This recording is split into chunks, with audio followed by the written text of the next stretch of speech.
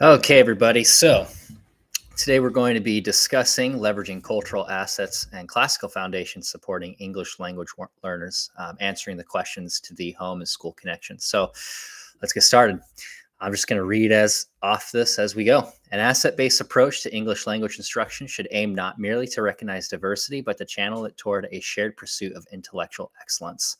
While the deficit model wrongly defines students by what they lack, contemporary education often errs in the opposite direction, overemphasizing cultural differentiation to the point of diluting academic cohesion. English learners indeed bring valuable linguistic and cultural resources that enrich schools, but the ultimate goal of public education in the US is to form a common and civic and intellectual culture rooted in Western democratic ideals and rigorous scholarship. Understanding a student's background aids communication and cooperation, much like how an Army Green Beret learns local customs to operate effectively in whichever country they are deployed. However, the mission of education differs. In a classroom, the purpose is not adaptation to each student's cultural framework, but the cultivation of shared academic standards and values that equip all learners, regardless of origin, to engage equally in public life. This paper argues that culturally responsive pedagogy must serve as a bridge to assimilation rather than a replacement for common educational goals. It explores how teachers can respect linguistic and cultural assets of ELs while guiding them toward mastery of language, knowledge, and civic virtues foundational to American education. Through a balanced approach grounded in high expectations and classical principles, educators can empower ELs to achieve parity with their native English-speaking peers and contribute meaningfully to the broader national culture. Culturally responsive teaching has become a central theme in educational discourse, often interpreted as tailoring instruction to fit students' diverse cultural identities. While awareness of cultural background is essential for effective communication, an overemphasis on cultural tailoring can inadvertently lower expectations and fragment the classroom into competing value systems, hence pluralism. Education functions best when it unites students under a common intellectual framework rather than dividing them by socio-cultural differences. As Teach Hub notes, culture influences how students perceive authority, collaboration, and self-expression, yet the role of the teacher is not to mirror each student's worldview, but to provide consistent, rigorous instruction that transcends those differences and forms a shared foundation, knowledge, and civic understanding. Cultural competence should not be confused with cultural relativism. It involves awareness of cultural influence for the purpose of effective communication, but not the replacement of academic or moral standards. As understood.org explains, cultural competence entails empathy and adaptability, recognizing the student's home language and experiences shape their engagement with content. However, teachers should view bilingualism as a strength that facilitates integration into the linguistic and intellectual life of the nation. Studies on multilingual learners show that the mastery of English alongside preservation of one's native tongue supports long-term cognitive development and civic participation. When teachers validate home language as a tool, not an identity boundary, they prepare ELs to thrive in both their cultural communities and broader public sphere. Integrating cultural values with a common curriculum. Acknowledging culture and education should serve the goal of shared academic standards. Great Schools observes that cultural mismatches can impede engagement, but the remedy is not to abandon the curriculum to cultural relativism. Instead, educators should use cultural knowledge as a bridge to help students grasp universal ideas found in literature, history, and science. For instance, storytelling traditions common in many cultures can be harnessed to teach narrative structure or rhetoric, skills rooted in Western classical education but accessible to all.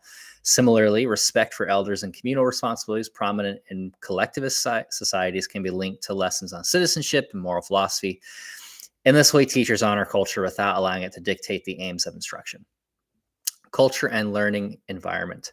A classroom that is inclusive does not mean one devoid of shared norms. Psychological safety arises from clarity, fairness, and consistency, principles that transcend cultural lines. Kohler in Colorado suggests simple practices such as multilingual labeling and cultural displays, which communicate belonging while reinforcing that all students are part of a single learning community. Teachers should pair empathy with expectation. Understanding where a student comes from should inform encouragement, not exemption.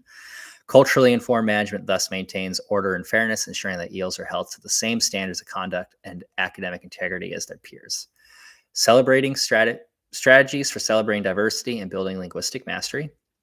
Language is both personal and public. While it reflects identity, it also serves as the meeting of citizenship and shared intellectual life.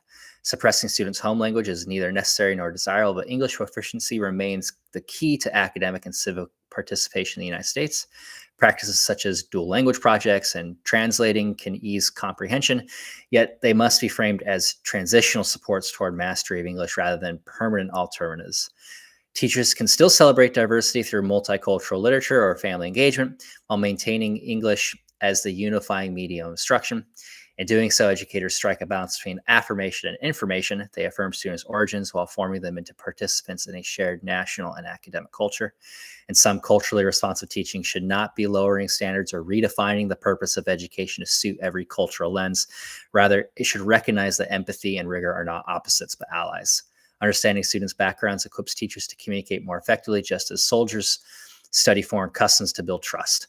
Yet the aim of American education remains constant: to raise all students, regardless of background, to a common level of excellence, knowledge, and civic virtue. Supporting the needs of ELs in the classroom. While cultural competence lays the foundation for inclusion, effective instruction also requires responsiveness to EL's academic, social, and emotional needs. Every learner brings unique strengths and challenges based on proficiency level, prior education, and personal experiences. Teachers must therefore integrate scaffolding, SEL, and UDL principles to ensure equitable access. Differentiation and academic responsiveness. Differentiation for ELs involves adjusting content, process, and product according to students' language proficiency. Techniques include visual support, sentence frames, leveled readings, and structured academic talk. These methods align with WEDF's focus on language development across 4 modalities: listening, speaking, reading, and writing. Importantly, differentiation should be framed as empowerment rather than remediation. Teach Hub suggests offering multiple pathways for demonstrating knowledge: oral presentations, visual projects, or collaborative reports to honor varied communication styles. Social and emotional support. The social and emotional dimensions of learning is particularly critical for ELs navigating acculturation, stress, identity negotiation, or trauma from migration. SEL practices build community, empathy, and resilience. Teachers can implement monitoring meetings, peer buddy systems, and reflective journaling to help students express emotions and build trust. Great Schools underscores that students who feel emotionally secure are more likely to take linguistic risks, speaking, reading aloud, or writing in a second language. When educators model empathy, they normalize struggle as part of learning. Inclusive routines and procedures. Inclusive classrooms rely on predictable routines that reduce anxiety and promote autonomy. Understood.org advises using consistent visual schedules, clear language objectives, and collaborative rule settings so ELs understand expectations regardless of language barriers. Teachers should also reflect on disciplinary practices. Culturally responsive management emphasizes prevention and restorative conversation over punitive measures. A welcoming tone, inclusive humor, and nonverbal affirmation all communicate that every voice matters. Meeting diverse identities and special needs. Some ELs have traditional exceptionalities, such as learning disabilities or giftedness. Teachers must collaborate with specialists to avoid misidentification, which occurs when language proficiency is mistaken for cognitive delay, amongst other observations. Using culturally responsive assessments and progress monitoring assure accurate placement and targeted intervention.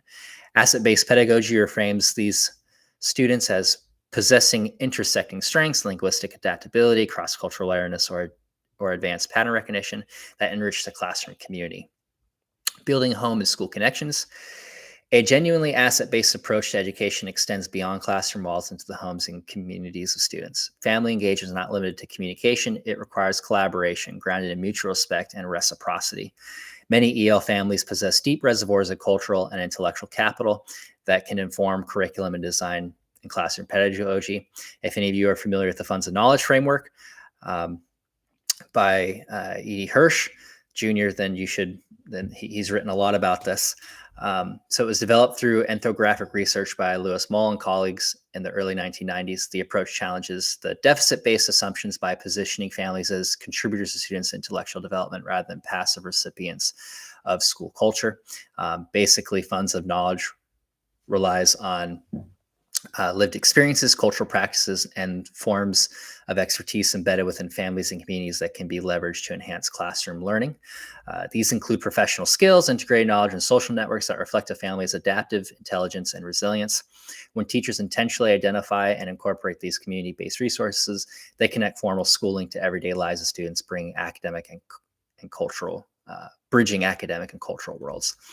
For instance, the family's agricultural knowledge can deepen students' understanding of biology and ecology, while a parent's expertise in business or craft work can provide authentic entry points into mathematics, economics, and/or design. Such integration not only contextualizes academic content, but also validates students' identities and strengthens intergenerational learning partnerships. Teachers who employ a funds of knowledge receptive position themselves as learners as well as educators, conducting home visits, interviews, or community observations to better understand the cultural logic that informs family life. These insights allow educators to design instruction that resonates with students' lived experiences while maintaining academic rigor. Ultimately, recognizing and applying funds of knowledge transforms the home school relationship to a partnership of shared expertise, reinforcing that learning is not confined to the classroom, but is a continuous process sustained by the community. Strategies for community engagement provide newsletters. We can have collaborative events such as host cultural nights, literacy workshops, student showcases. We can have community liaisons, employ bilingual staff or parent ambassadors who bridge cultural gaps. School psychologists can do this pretty well. Home literacy activities encourage reading in a language and family, any language and family storytelling, such as stories from your culture. Such initiatives position parents as co-educators rather than passive participants. When families feel respected, they become powerful allies in promoting academic growth and attendance. Leveraging digital technology with equity. Digital platforms can extend communication, but must be accessible and culturally sensitive. Video translation tools, video recording messages, and WhatsApp groups allow families without strong written English skills to engage meaningfully. Yet technology should complement, not replace, personal relationships. As Great Schools cautions, technology alone can build trust. Teachers must show genuine interest in families' cultures, faith traditions, and aspirations. Ultimately, homeschool partnerships thrive when relationships are reciprocal and human-centered. So in conclusion, while contemporary education emphasizes student-centered and acquire-based models, it is essential to balance motivation with foundational knowledge. Historically, progressive reformers such as John Dewey advanced the notion that education should prioritize experiential learning and social problem solving over rote memorization. Dewey's ideas, though influential, emerged from a philosophical naturalism that viewed knowledge as evolving through experience rather than grounded in objective truth. Critics argued that this view inadvertently weakened American education by attaching skill development from moral and intellectual formation. Likewise, mid-20th century models like Bloom's taxonomy operationalized Deweyan ideas by ranking cognitive tasks, placing recall at the lowest level and analysis or creation at the highest. While useful for instructional design, this hierarchy often led educators to devalue memorization and factual mastery. Yet, as classical theorists and cognitive scientists alike note, higher order thinking depends on stored knowledge. One cannot analyze or synthesize what one does not know. From this perspective, an asset-based approach to EL education must not only value cultural and linguistic diversity, but also recenter explicit knowledge instruction. Language learners thrive when they internalize vocabulary, syntax, and factual backgrounds, what Hirsch calls cultural literacy. Memorization of foundational content, far from stifling creativity, equips students to participate fully in academic discourse. When teachers blend classical rigor with cultural responsiveness, they cultivate both cognitive depth and human dignity.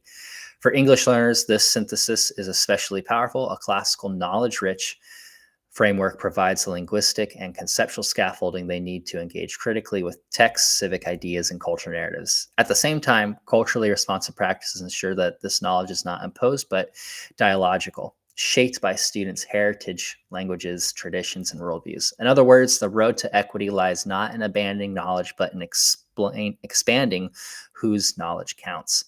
By honoring both the universality of truth and the particularity of culture, educators form classrooms that are intellectually serious, emotionally safe, and linguistically rich. Such classrooms align with the deepest goals of education to cultivate wisdom, virtue, and belonging in every. Thank you for your time, everybody. I hope you enjoyed the video.